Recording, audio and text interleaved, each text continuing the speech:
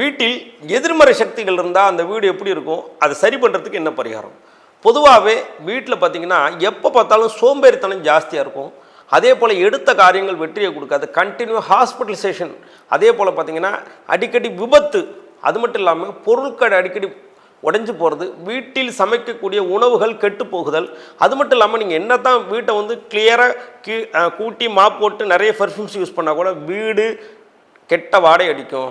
So இந்த வீட்டில் எதிர்மறை சக்தி இருக்கும்.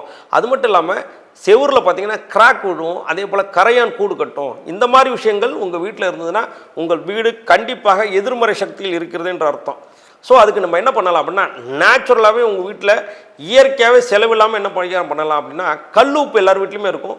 ஸோ அந்த கல் உப்பை தண்ணியில் கலந்து 2 ஸ்பூன் மஞ்சள் பொடி போட்டு வீட்டை வெள்ளி செவ்வாயில் கழுவி தொடச்சி வழிபாடு பண்ணும்போது, அது மட்டும் இல்லாமல் வெண்கடுகு, நாயுருவி, மருதாணி விதை, இதை 3ஐயும் மிக்ஸ் பண்ணி வீடு தூபம் காட்டும் போது உங்கள் வீட்டில் எதிர்மறை சக்திகள் நீங்கி எப்போவுமே நேர்மறை சக்திகள் பரிபூர்ணமாக வீட்டில் உலவும்.